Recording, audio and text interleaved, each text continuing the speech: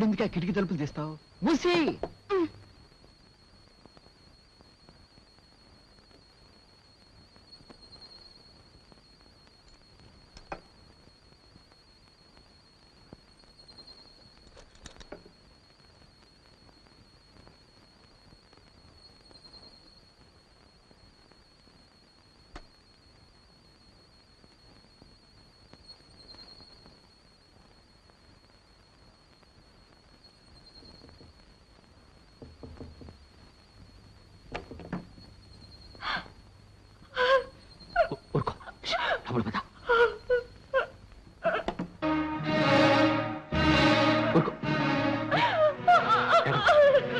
బాగుంటుంది. ఉరుకో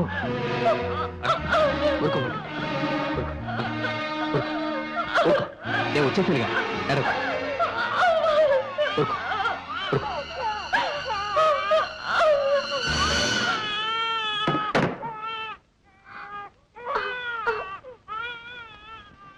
రండమ్మా, రండి కూర్చోండి.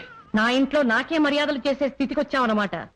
అవునులే, అన్నం పెట్టిన వాళ్ళ వెనకనే గోతులు తవ్వే నీలాంటి వాళ్ళు ఏ స్థితికైనా రాగలరు, ఏమైనా చేయగలరు. మీ మనసు నొప్పించే పని ఈ కామరాజు ఎప్పుడూ చెయ్యలేడు.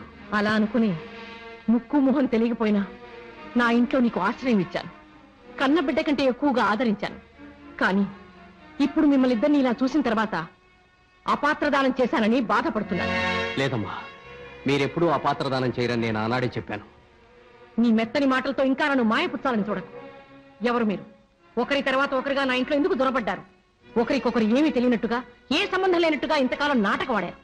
కానీ ఇప్పుడు ఈ పరిస్థితిలో మీ ఇద్దరి మధ్య నిజానికి పెద్ద సంబంధం ఉందమ్మా. పెద్ద సంబంధం అంటే ఈ పిల్లని మోసపుచ్చి వదిలేసిన మొగాడివి కాదమ్మా. మా ఇద్దరి మధ్య ఉన్నది అలాంటి సంబంధం కాదు. మరి మేమిద్దరం అన్నా చెల్లెళ్ళు. అన్నా చెల్లెళ్ళ?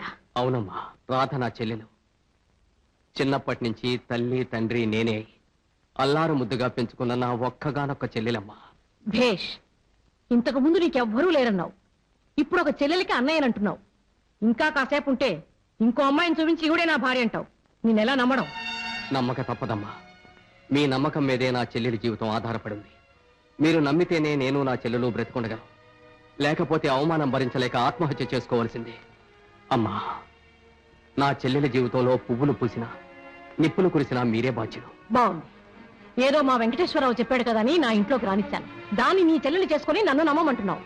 ఈ విషయమే నాకు ఇంకా కొరుకుడు పడక దాన్ని నిన్ను ఈ ఇంట్లోంచి ఎలా బయటికి పంపాలని నేను మొదలు పడుతుంటే దాని బ్రతుకి కూడా నన్నే బాధ్యురాలు చేస్తున్నావా? ఇలా మొగుడు వదిలేసిన వాడు అందరి జీవితాలకి బాధ్యత వహించడమేనా నా పని? మొగుడు వదిలేసిన వాళ్ళందరినీ కాకపోయినా కన్న కొడుకు మోసం చేసి వదిలేసిన కోడల కష్టాల్లో ఉన్నప్పుడు దయాజాలి ఉన్న ఏ అత్తగారు ఆదుకోదు? ఎవరు ఎవరికి కోడలు, ఎవరు ఎవరికి అత్తగారు? మీకు నా చెల్లెల కోడలు, నా చెల్లెలకి మీరు అత్తగారు. ఏమిటి కొత్త కొత్త వరసలు కలుపుతున్నావు? నిన్ను చూస్తుంటే మేకవన్న పులి వినిపిస్తోంది నాకు. నా కొడుకు ఇంకా పెళ్లే కాలేదు. ఇది నీ చెల్లెలు అవునా కాదో ఎవరికి తెలీదు. ఇది నా కోడలు ఎలా అవుతుంది?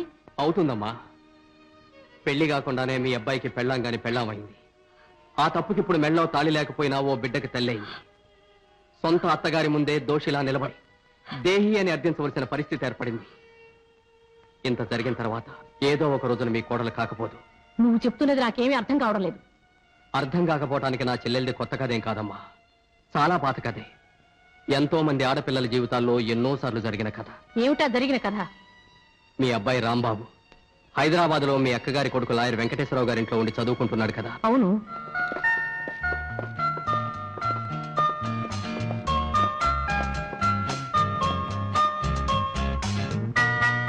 ఆ లాయర్ వెంకటేశ్వరరావు గారి ఇంటి ఎదురుగుండా ఉన్న ఇంట్లోనే నేను నా చెల్లెలు ఉండేవాళ్ళం. నేను ఒక ఆఫీసులో పనిచేస్తున్నాను. నా చెల్లెలు మీ అబ్బాయి చదివే కాలేజీలోనే చదువుకుంటుంది. చక్కగా చదువుకోమని మనం పిల్లల్ని కాలేజీకి పంపిస్తాం. కానీ వాళ్ళు చదువులో డిగ్రీలు కాక ప్రేమలో మాస్టర్ డిగ్రీలు సంపాదిస్తారు. కంటికి కనిపించిన అమ్మాయి మీద ప్రాక్టికల్స్ మొదలు పెడతారు, వెంటబడతారు, పాటలు పాడతారు, పద్యాలు పాడతారు. నా మనసు నీదంటారు, నా ప్రాణం నీదంటారు. నువ్వు లేకపోతే నేను బ్రతకలేనంటారు. నీ కాళ్ళ దగ్గరే ప్రాణాలు వదులుతానంటారు. అవసరమైతే పెళ్లి కూడా చేసుకుంటానని ఆశ పెడతారు. మామూలు మధ్యతరగతి ఆడపిల్లకి పెళ్ళంటే ఎంత ఆశో మీకు తెలుసు. అందుకే ఆ పెళ్లి అన్న శబ్దం వినగానే అమ్మాయి మనసు పల్టీలు కొడుతుంది.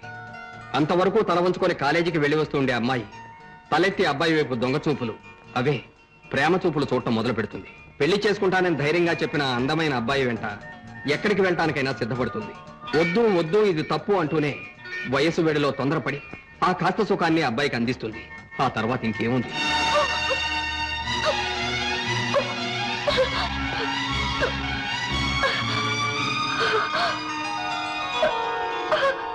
చాలా మంది ఆడపిల్లల్లాగే నా చెల్లెలు అప్పుడు తొందరపడింది.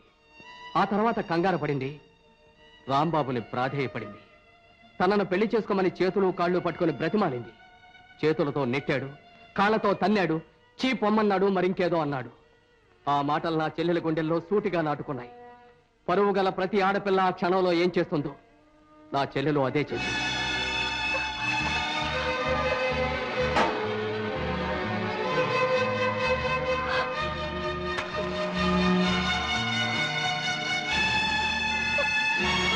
రాధా, ఏమిటమ్మా ఇది? నీకేమైనా మతమైందా? రాధా, రాధా, ఏమిటమ్మా ఇది? ఆగు, ఆగమ్మా, ఆగు, రాధా, రాధా, ఆగమ్మా, ఆగు, ఏమిటిది? ఆ? చెల్లెలికి ఘనంగా పెళ్లి చేద్దామని సర్వం సమకూర్చుకొని ఉన్న నేను ఆమె చెప్పిన సంగతి విని మండిపడ్డాను.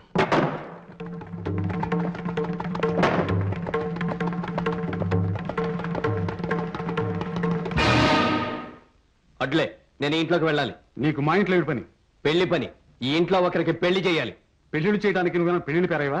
కాదు, కానీ ఒక అభాగ్యురాలైన చెల్లెలికి అన్నయ్యని. దారుదురు వదలను. నువ్వు పెళ్లి చేస్తే తయారుగా చేసుకోవడానికి ఇంట్లో ఎవరు తయారుగా లేరు. ఆ మాట మీ అన్నయ్య చెప్పమను. అక్కర్లేదు, నేనే చెప్తున్నాను. ఆయనతో మాట్లాడి కానీ నేను బయటికి వెళ్ళను. అట్లే.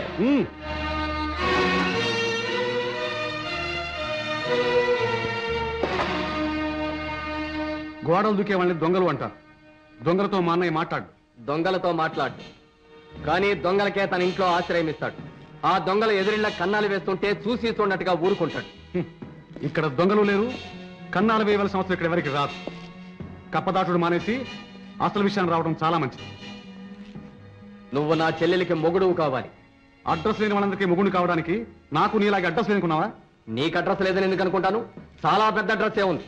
ఆ అడ్రస్ ని అడ్డు పెట్టుకొని ఎదటి వాళ్ళకి అడ్రస్ లేకుండా చేయాలనుకుంటున్నావు. ఇక నీ ఆటలు సాగవు. నీకు 24 గంటలు టైం ఇస్తున్నాను. ఈ 24 గంటల్లోగా నువ్వు నిర్ణయానికి వచ్చి నీ అంతటా నువ్వుగా నా ఇంటికి వచ్చి నా చెల్లెల్ని పెళ్లి చేసుకుంటానని చెప్పాలి. లేదా ఇంకో 24 గంటల్లో నీ ప్రాణాలు తీసి నీ శవాన్ని నీ వాళ్ళ కానుకగా పంపిస్తాను. గుర్తుపెట్టుకో. ఆగో, నా నిర్ణయాన్ని ఇక్కడే ఇప్పుడే చెప్తున్నాను విను. నీ చెల్లెలికి నాకు సంబంధం ఉన్న మాట నిజమే. అంత మాత్రాన నీ చెల్లెలి కడుపులో ఉన్న బిడ్డని తండ్రిని నేనే నువ్వంటే నేను ఎంత మాత్రం ఒప్పుకోను. పిలిచిన వెంటనే నా వెంట పరిగెత్తుకొచ్చిన నీ చెల్లెలు మరో 10 మంది వెంట పరిగెత్తలేదని నమ్మకం ఏమిటి? ఈ పాపంలో నాతో పాటు ఆ 10 మంది కూడా ఓటా లేదని నమ్మకం ఏమిటి?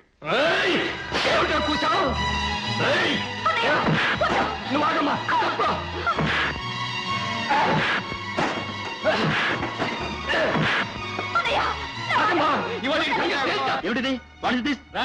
నీకు 24 గంటలే టైం ఇస్తున్నాను. ఏ సంగతి మా ఇంటికి వచ్చి చెప్పు. పదమ్మా. 24 గంటలు. ఏమిటి గొడవ? ఏమిటిది? ఊరుకోనే, తర్వాత చెప్తాను.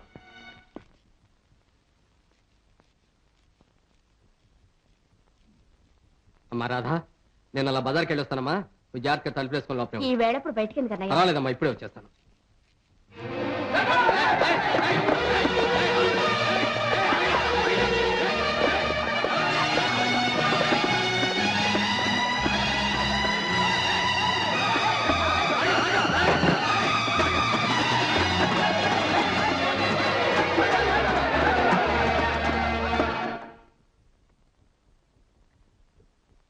పాత కథ అంటూ ఇప్పుడు నువ్వు చెప్పిన ఈ కథ కట్టు కథ కాదని, ఇదంతా నిజమేనని నన్ను ఎలా అనుకోమంటావు? ఇప్పుడప్పుడే మీరేమీ అనుకోవద్దు. వెళ్ళి లాయర్ వెంకటేశ్వరరావు గారిని అడగండి. మమ్మల్ని ఒకరి తర్వాత ఒకరిని ఇక్కడికి పంపించి ఇంత నాటకం ఆడించిన ఆయన మీతో నిజం చెప్పకపోరు. మీరు అనుకోవాల్సింది అనుకోకపోరు.